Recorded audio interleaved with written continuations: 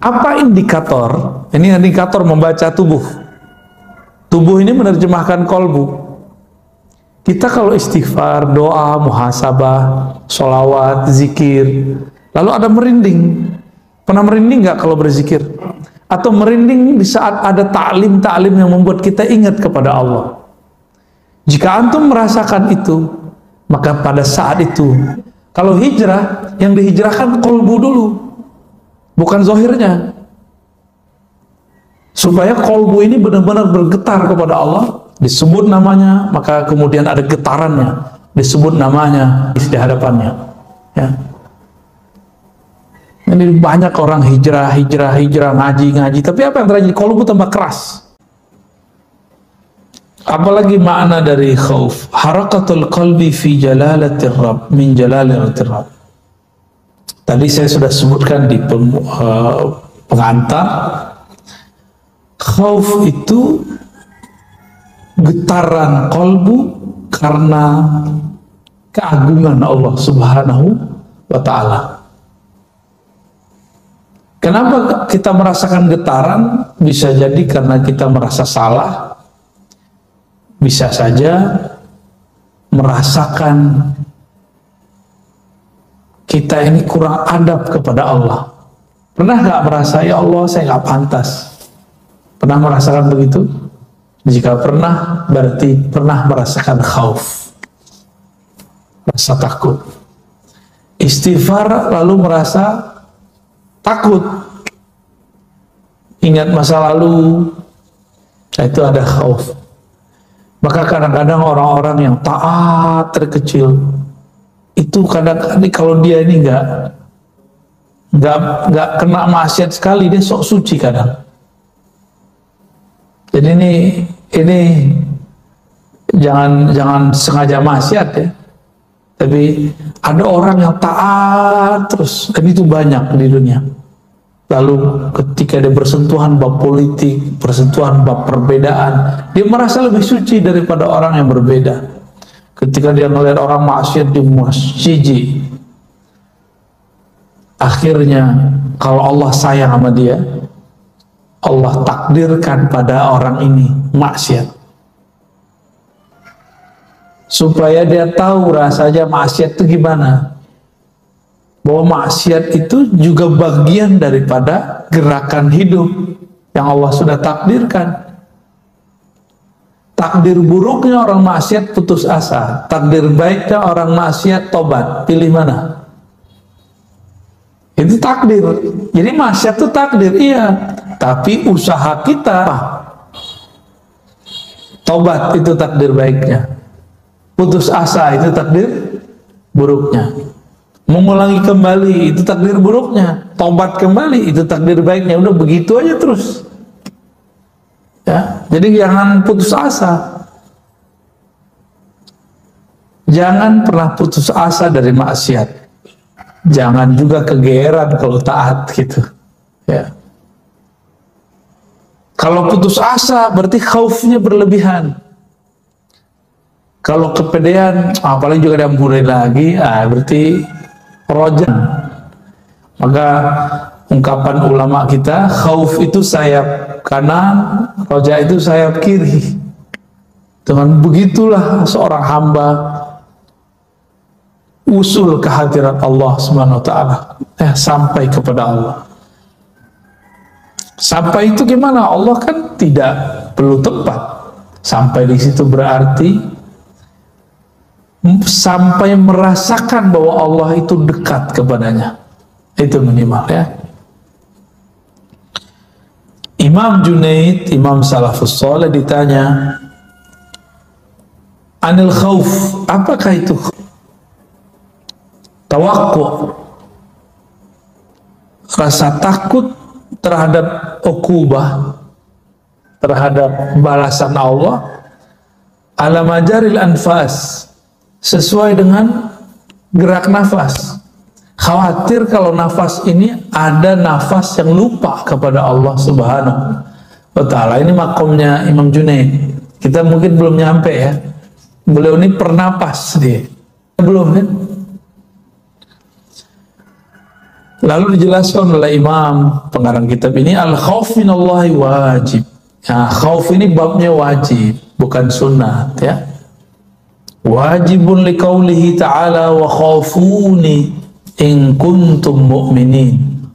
Takutlah kepadaku, ya. Surat Al-Imran 175.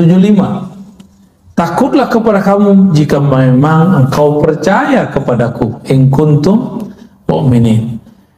Kalau dalam beberapa ayat lain, misalnya surah Al-Baqarah ayat 40, wa iyaya farhabun, kepadaku kau takut. Nah, kalau di depan iyaya itu ditambahin hanya, ya, hanya kepadaku kamu harus takut, selainku tidak, ya.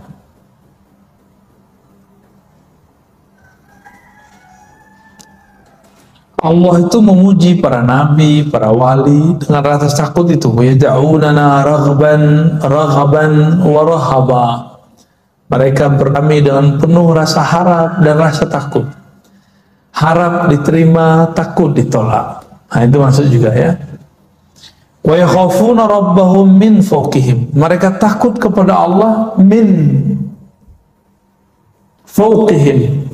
Ini orang menjadikan ayat ini dalil bahwa Allah di atas. Pada min fawqihim, dari atas mereka, itu nggak mesti berarti Allah di atas. Karena kata fawq bisa berarti seperti dalam surah Al-Baqarah, innallaha la yastahi ayyadriba masalan ma ba'udatan fama fawqaha. Kata fawqa itu artinya yang lebih kecil daripada ba'udah. Ba'udah artinya nyamuk, ya. Dan ayat-ayat yang lainnya, yakhshawna rabbahum yakhafuna su'al hisab. Nah, dalam sebuah hadis disebutkan oleh Imam Suyuti bahwa hadis ini, ya, hasan lah, ya, riwayat Fiddar. Tidaklah akan disiksa masuk neraka orang-orang yang pernah menangis karena takut kepada Allah. Jadi semua tangisan itu mardud, ditolak, kecuali satu tangisan. Tangis. Jadi air mata itu bisa madamin api nerakanya kita. Kita ini masing-masing punya nerakanya. Nah, itu tetes air mata takut itu bisa memadamkan api neraka. Itu dia, ya. Kenapa? Karena neraka itu milik Allah. Allah menyebutkan neraka sebagai simbol daripada siksanya, jalalnya. Dan siapa yang nangis di situ, terlihat ada jamalnya Allah, rahmatnya Allah Subhanahu wa ta'ala. Bagaimana Nabi mengilustrasikannya? Tidak akan masuk neraka, tidak akan disiksa orang yang takut kepada Allah lalu nangis sampai air susu ke dalam susunya. Bisa nggak air susu balik? Nggak pernah bisa, ya. Nggak pernah bisa. Sekali keluar ya udah nggak bisa masuk lagi. Berarti selama-lamanya. Nah, ini yang menarik nih. Maka saya nggak percaya ada orang murtad itu kecuali dia belum benar-benar Islam sebenarnya. Orang-orang yang pernah nangis menyebut nama Allah, itu rasa tangis itu, rasa getar di kolbu itu tidak akan pernah hilang. Tidak akan ada selama-lamanya. Belajar lewat zahir dulu, batin dulu yang dibenerin. Kalau hijrah, yang dihijrahkan kolbu dulu, bukan zahirnya. Supaya kolbu ini benar-benar bergetar kepada Allah, disebut namanya, maka kemudian ada getarannya, disebut namanya di hadapannya, ya. Ini banyak orang hijrah, ngaji, tapi apa yang terjadi? Kolbu tambah keras, sibuk nyalahin orang, berarti nggak ada yang nggak beres di kolbunya itu, ya. Jadi kalau kita benar-benar mau belajar Islam, mulai dari kolbu. Karena Al-Quran turunnya ke dalam kolbu, bukan ke sini. Ini hanya alat untuk memahami, menerjemahkan bahasa-bahasa kolbu. Ya.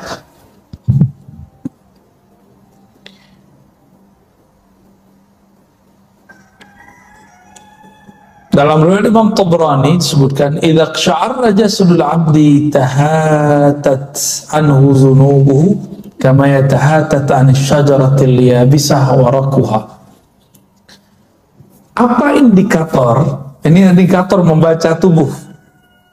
Tubuh ini menerjemahkan kolbu. Kita kalau istighfar, doa, muhasabah, sholawat, zikir, lalu ada merinding. Pernah merinding nggak kalau berzikir? Atau merinding di saat ada ta'lim-ta'lim yang membuat kita ingat kepada Allah? Jika antum merasakan itu, maka pada saat itu tahatat zunubuh, dosa-dosanya gugur seperti gugurnya daun-daun di musim gugur. Di Indonesia nggak ada musim gugur ya, tapi karena ada beberapa pohon seperti pohon kapas, dia gugur di musim tertentu. Coba perhatikan dia, ketika kolbu ini bergetar, tubuh ini kemudian merinding, bulu roma kita merinding menyebut nama Allah, merinding mendengarkan kalam-kalam Allah, kalam-kalam Rasulullah, kalam-kalam ulama aulia-aulia Allah. Itu merindingnya membuat kita diampuni. Ya, itu indikatornya. Antum baca sholawat, ada perasaan merinding nggak? Gitu. Itu lagi dijawab tuh sholawatnya sama Rasulullah Sallallahu Alaihi Wasallam. Ya. Karena kebanyakan orang nggak merasakan, ya. Walakin la tash'urun, tapi kamu tidak mengetahui, tidak merasakan. Tash'ur dari syar, bulu roma. Tapi kamu, bulu romamu tidak merasakan hadirnya para aulia, hadirnya para syuhada yang sudah wafat. Jika para aulia, para syuhada masih hidup di alam lain, nabi yang membuat syuhada itu mulia, aulia yang karena nabilah mereka menjadi wali, kira-kira lebih aula ayyakuna hayyan, lebih utama hidup, ya. Lebih Bismillah.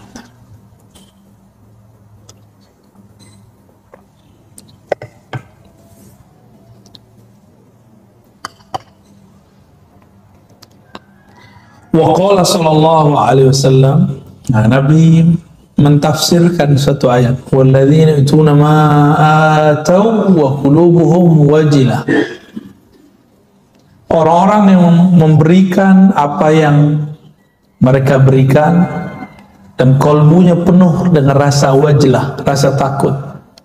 Ay khaifa alla yuqbala minhum amalul bir. Jadi kita nih ciri-ciri indikator kalau kita sudah ada masuk nih rasa takut ke kolbu, kita beramal, memberi sedekahkah, berzikirkah, sholatkah, lalu ada perasaan khawatir nih nggak diterima, merasa nggak pantas diterima, itu masuk semua tuh ke bab khauf. Kalau indikator ini sudah ada, berarti sudah mulai bagus kolbunya, ya. Kana an-nas ya'uduna Dawuda wa yazunnuna annahu marid wa lam yakun bihi illa shiddatul khauf min rabbih.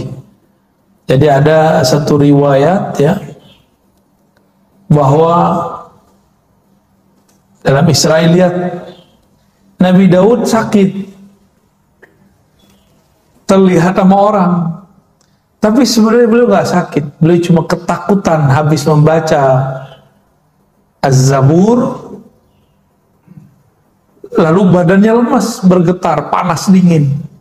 Jadi dulu para nabi baca ayat-ayat Allah sampai begitu. Kalau kita enggak, ya, nggak ada yang begitu, ya. Di zaman Hasan al-Basri itu ada orang baca surah Al-Hadid nyampe di ayat 16-nya pada pingsan. Kita nggak ada yang begitu. Apa yang salah ini? Maka minimal merinding-merinding lah kalau dibacakan ayat lalu disebutkan maknanya. Waktu saya kemarin saya baru pulang dari Sumatera, dari kampung saya, itu macam-macam berteriak di sana. Ada yang merinding begitu, ketakutan dia kepada Allah. Wajah, bulu romanya merinding. Sampai-sampai dia gak tahan, dia berteriak, ya Allah. Ada juga yang kurang ajar, kita belum selesai ngomong dipotong. Ya, ada juga yang begitu, gaya badui. Angkat tangan langsung ngomong, itu kan badui itu. Orang kalau angkat tangan gimana hadapnya? Dipersilahkan dulu baru ngomong. Itu saya diuji juga tuh Pak, diuji perasaan saya gimana. Ya. Itu seolah adab itu, ya. Adab yang buruk. Nah, itu terjadi Pak. Tapi yang bagus adab banyak juga. Cuma kadang-kadang kita diuji sama yang buruk adab doang. Ya.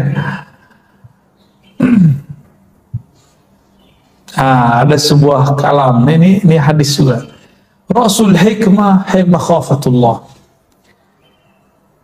Hikmah, orang kan belajar hikam, lalu menemukan hikmah dalam hidup. Apa inti dari hikmah? Makhafatullah, rasa takut kepada Allah Subhanahu wa ta'ala. Maka dikatakan di sini, man khafallaha khafahu kullu syai' wa lam yakhaf wa man lam yakhafillah khafa min kulli syai'. Nah, ini hadisnya, riwayatnya hasan ya kalau digabung dengan riwayat yang lain. Siapa yang takut kepada Allah, maka segala sesuatu akan takut kepadanya.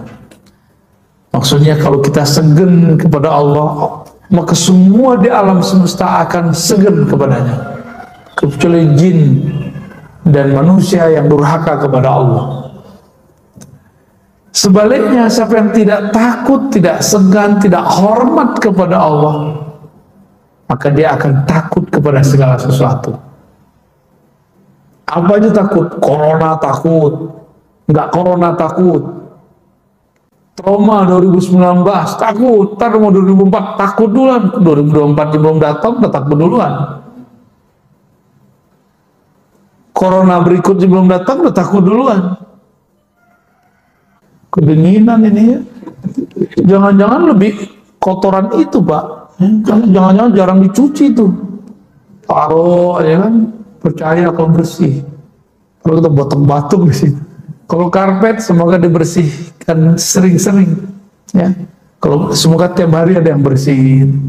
Ya emang usahanya lebih banyak sih.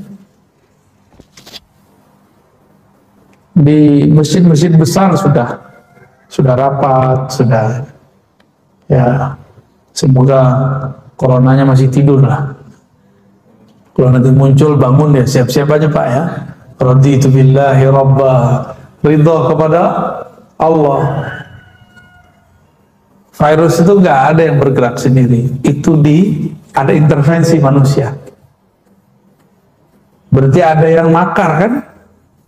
Bener, ada yang makar toh. Takut nggak Pak? Yang ngeri kalau kita dengar cerita konspirasi, ngeri. Tapi tenang aja, Allah itu baik, lebih cakep dalam membuat makar. Allahu khairul makirin. Mereka mau makar sekarang, silakan ente makar ya. Allah Tuhan kita lebih baik makarnya. Maka kurang-kurangi Pak karbo dari sekarang. Tuh saya virus itu tumbuhnya lebih gampang kalau ada karbo. Kurangi yang manis-manis di badan. Bapak ini dan manis ya. Itu khairul makirin. Lebih baik makarnya daripada mereka. Tenang aja Pak. Nggak ada namanya orang buat jahat terus dia enak, nggak ada ya.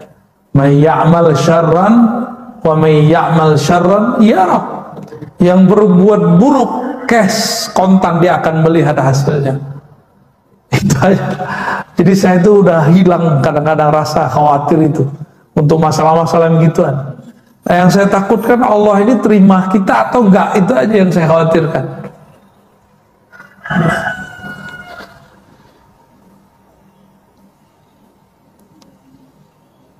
Semoga nanti yang berwenang mengumumkan nggak wajib pakai masker, wah lebih enak lagi Pak ya.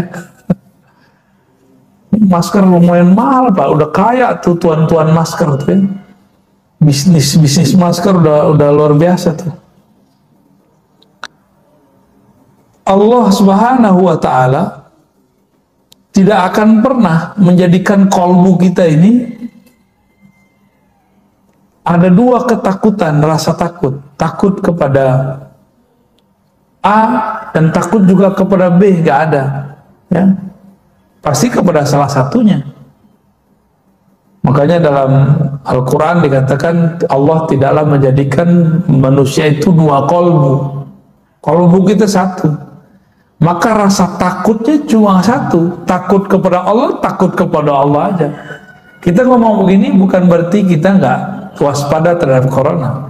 Kepada corona bukan khauf tapi waspada. Bisa bedain? Kita tidak takut corona tapi kita waspada kepada corona. Kepada Allah takut. Bisa bedain? Jangan konyol juga bilang gak usah takut kepada corona, gak usah waspada. Itu konyol juga tuh. Mengada buktinya orang meninggal kok ya. Kalau antum gak percaya, gak masalah. Buktinya ada. Ya. Semuanya ada. Jadi kita nggak usah terlalu kemakan teori-teori yang aneh-aneh juga.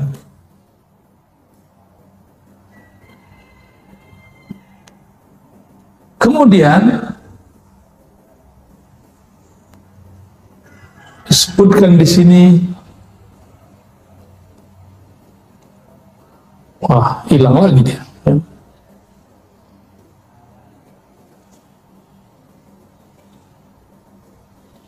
Rasa takut ini muncul kalau orang biasanya maksiat, udah itu aja. Rasa takut muncul kalau orang maksiat. Maka kalau antum ceramah, kalau antum nangis tuh kita curiga, jangan-jangan ingat maksiat nih. Tinggal usah khawatir, bagus, itu bagus. Nah, apa kata Allah Ta'ala? Wa izzati wa jalali la ja'al man amana bi sa'min layla wa nahar kaman la yu'min bi nafsi biyadi law akhta'tum hatta tamla khatayakum ma baina as-sama'i wal ard summa astaghfartumullaha la ghafarakum. Dan demi jiwaku yang ada dalam genggamannya, ya, seandainya lalu kalian minta ampun, Allah ampuni. Gampang tuh. Berarti Allah kasih harapan nggak? Kalau Allah kasih harapan, Allah kasih harapan. Maka disebut roja. Ya. Itu kenapa ada suara saya lagi tuh Pak? Ya, kecilin aja Pak.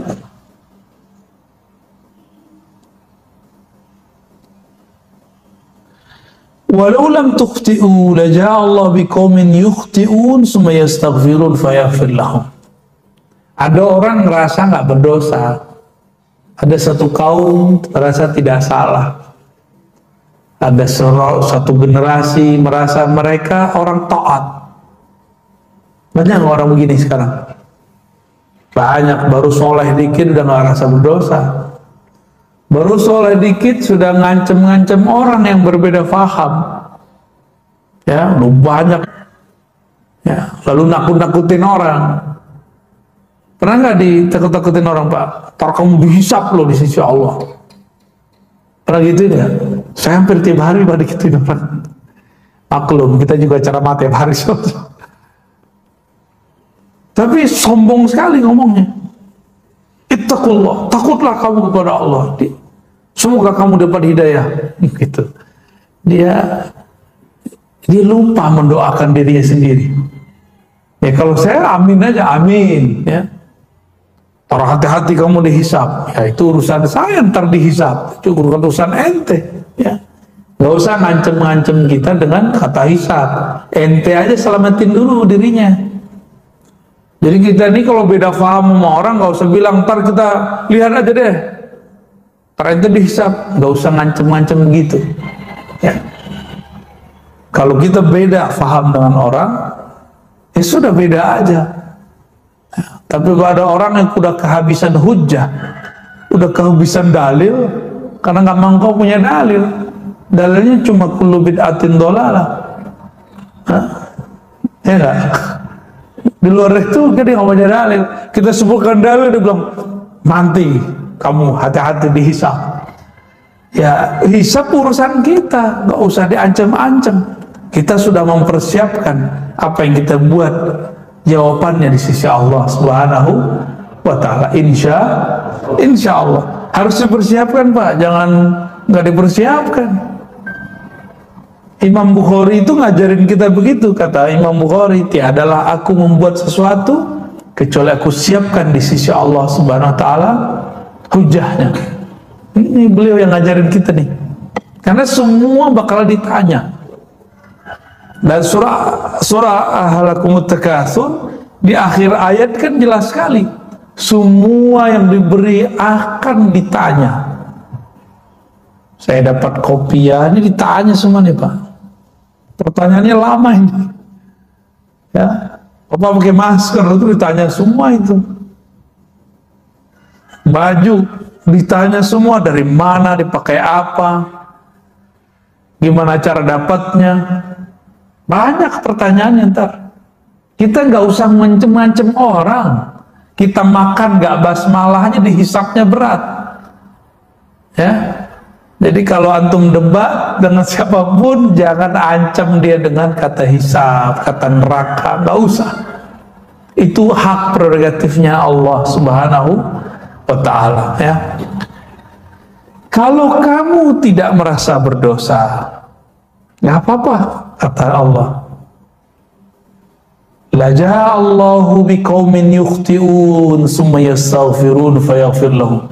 Allah akan ganti generasi baru yang mana mereka merasa berdosa kepada Allah, lalu mereka minta ampun, lalu Allah ampuni. Jadi dosa itu rasa. Saya sudah sebutkan berkali-kali, Bapak Saudara, kalau ada dosa zahir, ada dosa batin, ada dosa adab. 3 aja. Dosa zahir, dosa mata, kita semua punya. Tapi jangan masuk ke dosa yang batin. Kalau iya, tobatnya harus lebih serius. Pernahkah merasa diri lebih baik dari orang? Pernahkah merasa lebih suci dari orang lain? Pernahkah merasa lebih benar dari orang lain? Merasa benar boleh, lebih benar nggak boleh. Bisa bedain? Merasa benar boleh. Masa kita nggak boleh merasa benar? Kalau nggak, untuk apa kita beramal? Kita harus yakin juga yang kita amalin benar. Tapi merasa paling benar itu sifatnya iblis.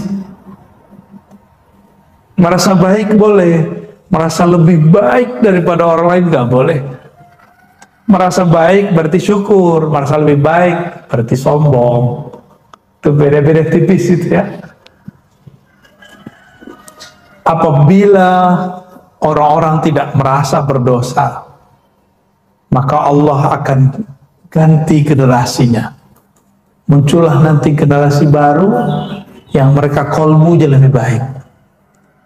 Nah, dia nggak merasa dosa zahir, dia merasa dosa yang kedua, dosa batin. Dosa batin itu yang paling ringan tapi paling bahaya. Apa itu? Ghaflah, lalai kepada Allah Subhanahu Ta'ala. Lalai itu satu napas naik turun, ada kelalaian di situ, itu sudah berbahaya. Apa kata Allah di Quran? Wala takun minal ghafilin. Jangan kamu lalai. Sempat lalai, kena larangan itu. Beriman kekasih Allah, dia merasa bermaksiat walaupun dia nggak perlu korupsi, zina, ngambil hak orang, nyakitin orang, nggak. Dia lupa, ingat Allah, di kolbunya sudah disebut maksiat. Apalagi kalau dia pernah dosa zahir, itu lebih dahsyat lagi tobatnya. Dosa batin aja nih, nafasnya kosong dari menyebut nama Allah, kosong dari mengingat nama Allah, apalagi dalam sholat, itu bagi dia sudah maksiat yang besar. Apalagi dia memang maksiat secara zahir. Ada nggak kita yang nggak pernah maksiat kalau gitu? Nggak ada ya. Tapi banyak orang secara zahir dia nggak ngerasa maksiat. Imam Syahrastani pernah mengatakan, kelompok Khawarij adalah kelompok yang merasa diri mereka tidak bermaksiat secara zahir, tapi batin mereka nggak selamat. Kelompok ekstrim. Makanya mereka meneraka-nerakakan orang, mengkafir-kafirkan orang. Itu karena kolbunya kotor, tapi hafalannya. Dia menghukumi orang dengan hafalan-hafalannya. Dan ini berbahaya. Ya. Ini yang akan kita hadapi nanti. Jadi Bapak Ibu Saudara yang bukan Allah, yang kita hadapi di masa depan, itu orang-orang yang soleh secara zahir, tapi batinnya kotor. Kita merasa diri kita kotor zahir dan batin, lalu kita tobat, itulah senjatanya. Kalau nggak ada rasa itu, wah kita lewat sama mereka ya.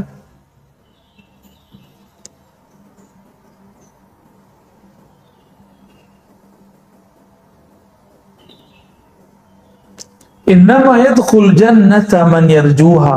Nah, ini hadis menarik juga nih. Hadis yang juga didapatkan di riwayat Imam Baihaqi ya, dan riwayat lain. Yang masuk surga itu hanya yang mengharapkan masuk. Yang masuk neraka itu yang tidak pernah berharap masuk surga, yang putus asa daripada rahmat Allah Subhanahu wa ta'ala. Ya. Baik. Dengan demikian Bapak Saudara yang bukan Allah, jadi al-khauf dan roja, rasa takut, rasa harap, ini harus dipelihara. Nah, inti dari rasa takut itu bukan hanya sekedar dari maksiat, tapi inti dari rasa takut itu karena Allah itu punya sifat namanya Jalal. Apa tadi namanya Jalal? Keagungan. Kita segan kepada Allah Subhanahu wa ta'ala. Ini ilustrasi biar gampang, Pak. Punya guru nggak dulu yang kita segani di sekolah? Berani nggak buang sampah depan dia? Gak berani ya? Tapi kalau gurunya pergi, buang sampah lagi nggak? Iya, berarti kita takut kepada dia. Ada guru yang kita sukai dulu di sekolah? Ada ya? Lalu dia ketika mau buang sampah, di depan dia yang lagi buat sampah. Dia mau ambil sampah. Karena kita sayang sama dia, kita bilang, maaf Pak Guru, biar kami aja yang buang. Kita sayang. Jadi khauf dan roja ini dua kejadian rasa yang dia bercampur aduk di kolbu. Bercampur aduk di dalam kolbu. Pernah suka seseorang? Pernah ya? Khawatir nggak kalau cinta kita ditolak? Ya. Galau nggak kalau kita nggak diingat-ingat sama dia? Galau ya? Jadi kalau dia nggak kirim salam, kayaknya aneh hari itu. Atau kalau nggak ketemu dia sesaat, kayaknya aneh. Nah inilah bab yang mau saya sampaikan sebagai penutup. Al-khauf dan raja itu jika didasari kepada cinta, maka dia rasanya lebih ringan, lebih asik. Didasari apa? Cinta. Kita ini kalau nggak ketemu dengan muncul lagi bab rindu. Dalam rindu itu muncul rasa takut. Jangan-jangan nggak diterima nih. Jangan-jangan dia ingat yang lain nih. Jangan-jangan perhatiannya kurang nih. Maka orang yang khauf dan roja ini sibuk. Ketika dia mau bertemu atau ada kesempatan bertemu dengan yang dia sukai ini, dia akan mencari perhatian. Bajunya dibagusin, mukanya dibersihin, model rambutnya dibenerin. Itu kalau kekasihnya fisik, manusia. Kalau yang kita cintai itu Allah, gimana? Kata Allah, mari cari perhatian Allah. Allah itu selalu memperhatikan hambanya, tapi carilah perhatian rahmatnya, perhatian kasih sayangnya. Bagaimana caranya? Di kolbu ada khauf dan raja, yang sumbernya adalah cinta kepada Allah Subhanahu wa ta'ala. Cinta indikatornya cuma satu, dawam zikri, senantiasa ingat dia, senantiasa merindukannya, takut kalau salah tingkah di depannya. Itu jadi ya. Kalau kita sudah cinta, suka memberikan kejutan, nggak hadiah. Itu untuk apa? Cari perhatian. Maka yang layak dijadikan objek untuk kita cari perhatiannya adalah Allah, sumber semua cinta. Ya. Siapa yang dicintai Allah, maka semua yang di makhluk ini, yang di alam semesta akan mencintainya. Insya Allah. Baik Bapak Saudara berkat Allah, lebih kurang itu bedah kitab Hadaikul Haqaiq ya, beberapa waktu ini, semoga bermanfaat. Gimana Pak? Assalamualaikum warahmatullahi wabarakatuh.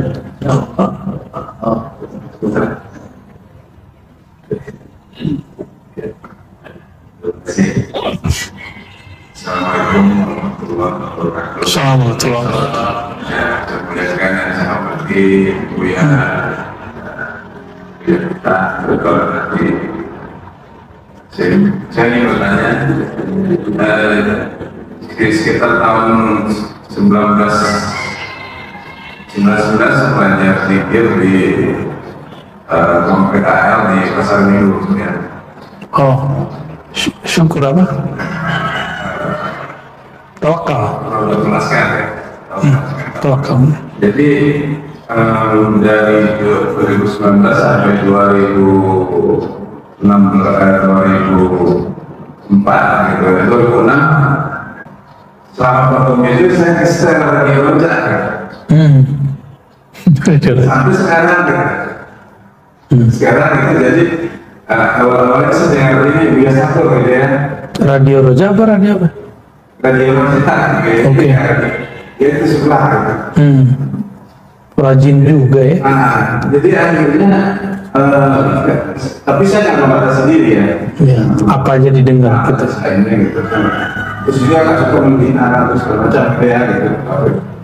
Jadi sekarang ini sejak menggunakan usia dari dia, benar-benar tadinya setengah-setengah, sekarang mutlak gitu ya. Alhamdulillah gitu ya. Jadi saya ingin izin dari Buya gitu.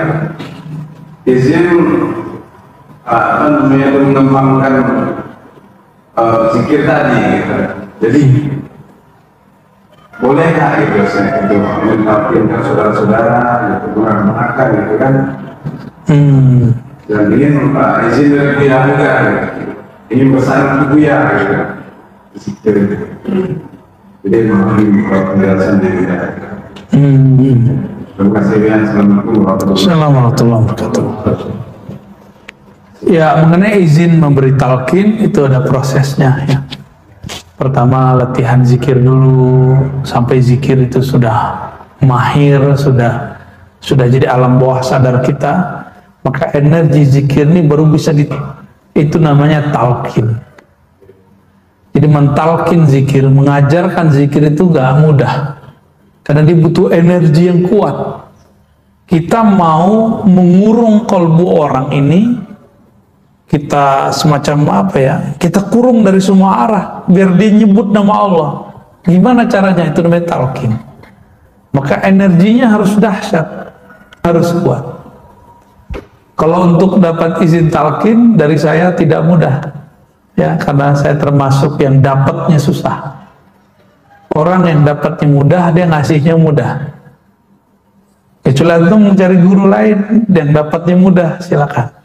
Tapi kalau lewat saya, biasanya mulai dari zikir khafi, sebut nama Allah, ada zikir beberapa macam kurikulum, sampai kemudian kepada taraf, ya ayyuhallazina amanu dzkurullaha dzikran katsira.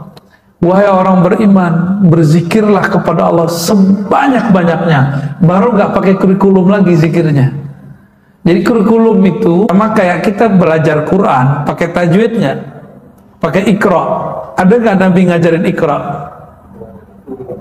Ada nggak kami ngajarin pakai metode Baghdadi, Qiraati, Tilawati? Nggak ada. Metode ini dibuat supaya orang bisa baca Quran.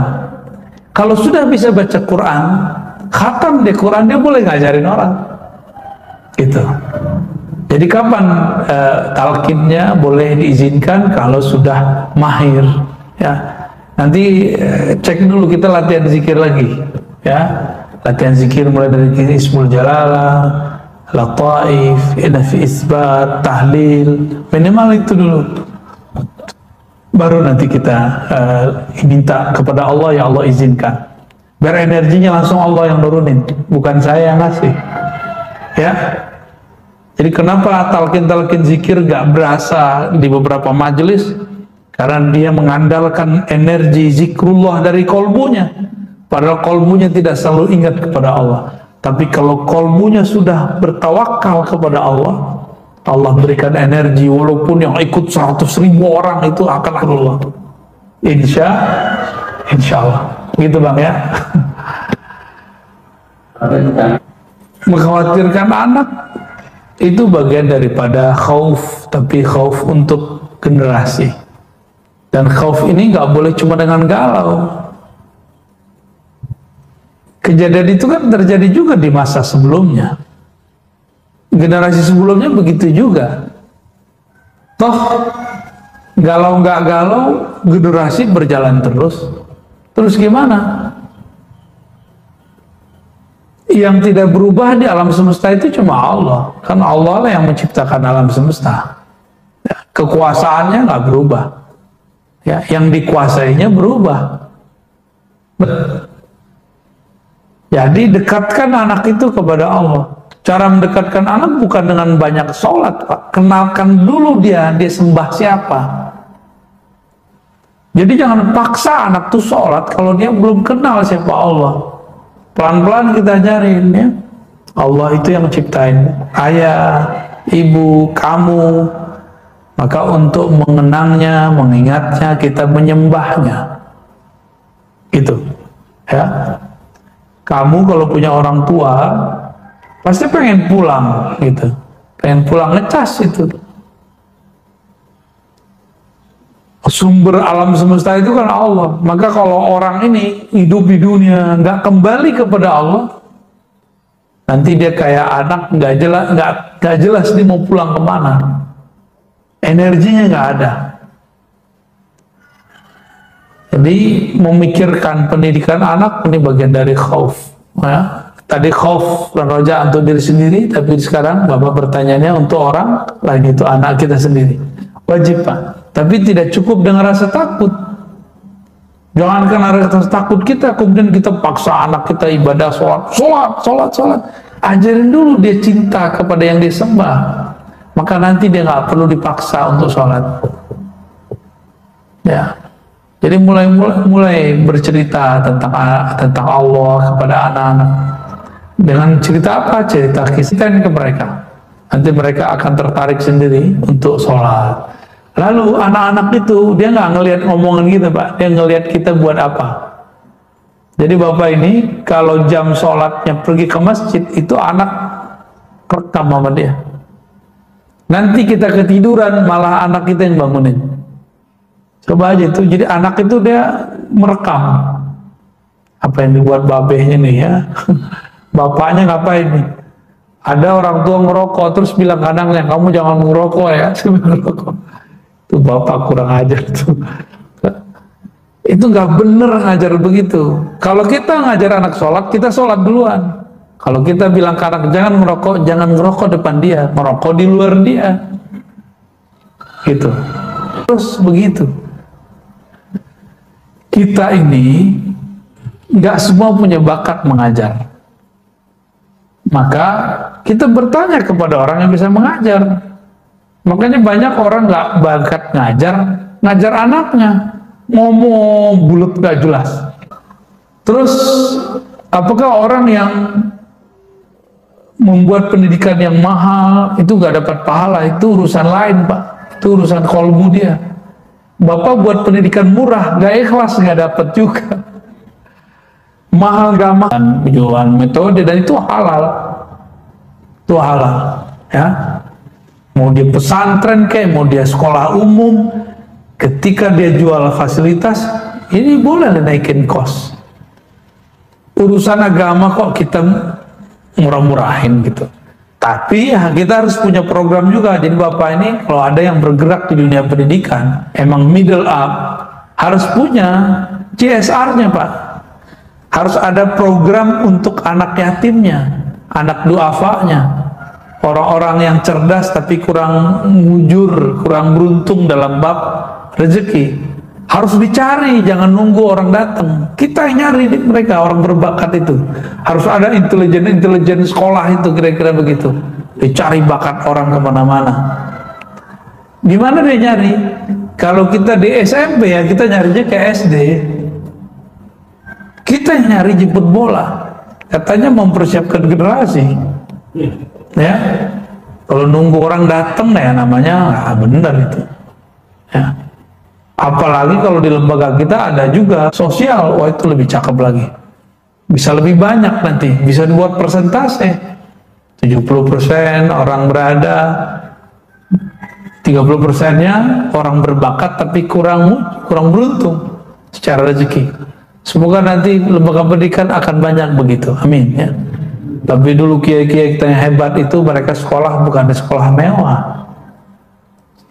Kiai Mustafa Yakub, Imam Besar Istiqlal almarhum, itu bertahun-tahun makan ikan apa tuh? Ikan lele tanpa tulang. Tahu gak? Lele yang tanpa tulang apa tuh? Terong. Daging tanpa kulit. Jengkol. Itu mereka makannya itu aja diolah. Jadi ulama besar tuh. Ya. Jadi mereka sudah biasa hidup bersahaja. Bapak kalau pergi pesantren-pesantren itu ada macam-macam pesantren. Ada yang kelasnya oke, tempat tinggalnya oke, rianto anaknya kurang, latihan anaknya kurang. Akhirnya kurang tahan banting, jadi manja. Udah kuliahnya masih manja. Beda kalau mereka itu sudah hidup sederhana. Oh, itu hasilnya beda. Ya. Kita nggak nyuruh anak-anak lebih baik. Ya. Itu petuah dari Imam Abdul Hasan Asy-Syadzili. Ya. Gitu ya, cukup. Bukan buah dari rasa takut, tapi buah dari kenal. Kenal dulu, baru ada cinta. Cinta dulu, baru ada rasa harap dan cemas. Baru ada rasa. Mungkinkah kita ada rasa dengan orang yang kita kenal? Apalagi kepada Allah. Jadi sebelum berzikir, kenalilah yang dizikirkan itu siapa. Jadi kalau banyak orang di luar sana belajar zikir, tapi nggak ada efek di kolbunya, itu masalahnya cuma satu, dia tidak mengenal siapa yang disebut. Sederhana aja, ya. Kita kalau kenal siapa yang kita sebut, oh fotonya kita jaga, namanya kita jaga. Pernah nyimpen foto kekasih kan, jatuh, kita ambil nggak? Rela nggak itu foto kekasih kita injak? Enggak. Bapak kenal Muhammad, tulisan begitu. Misalnya ada di tulisan, jatuh. Kita biarin. Kita kan tahu ini nama Nabi Muhammad, walaupun itu. Tapi ini nama Nabi. Karena kenal yang punya nama, maka simbol-simbolnya kita jaga. Jadi dimulai dari kenal dulu. Ya, itu Pak. Yang tadi kedua ada terjawab ya. Itu ahwalnya Syekh Abdul Qadir Jilani. Sahih. Sahih. Ya. Sayyidina Ali begitu. Sayyidina Ali kan mengatakan kuntu rajulan mazza'an. Aku adalah seorang laki-laki yang mazza'. Kenapa? Bukan karena Fatimahnya sebenarnya, tapi karena beliau lagi ahwalnya adalah cinta kepada Allah Subhanahu wa taala. Ya, gitu Pak. Ada kalam dari Imam pengarang kitab ini, Ibnu Abi Bakar Ar-Razi, la taghtar bi khasratil ibadah fa inna iblis ba'da kasrati ibadatihi laqiya ma laqiya. Jangan tertipu dengan banyak ibadah, karena iblis beribadah puluhan ribu tahun lalu terjadilah kesalahan yang kita sudah tahu kesalahannya. La taghtar bi kasratil ilm, jangan tertipu oleh banyak ilmu, karena dulu ada namanya di masa dulu Bal'am, punya ilmu tentang ma'rifatul asma, mengenal nama-nama Ismul Azam, nama-nama Allah, saktinya bukan main dia. Tapi dia kemudian terlaknat juga. La takhtar ya, bimusahabati as-salihin, jangan bangga dulu berteman sama orang soleh ya. Kenapa kata beliau? Fala rajula a'zam qadran Nabi SAW wa lam yantafi aqaribuhu bi mukhalatati. Tidak ada makhluk yang lebih sempurna, lebih bermanfaat, lebih hebat daripada Rasulullah SAW. Benar ya? Tapi apakah kerabatnya dapat manfaat dari beliau? Abu Jahal, Abu Lahab dapat manfaat nggak? Enggak. Jadi kita dekat sama orang itu belum cukup, tapi ikut dia itu baru benar. Ya, belum cukup, tapi kita kemudian mengikuti dia, tasdik kepadanya, itu yang benar. Ya, kita dekat sama orang soleh, tapi ngomongin dia. Gue mendekat, tapi kalau beramal belum. Tapi hatinya gimana? Percaya, syak atau gimana? Jika percaya, Allah terimalah percayanya. Jika tidak, ini masalahnya. Ya, oke, barangkali itu. Lanjut, ada lagi?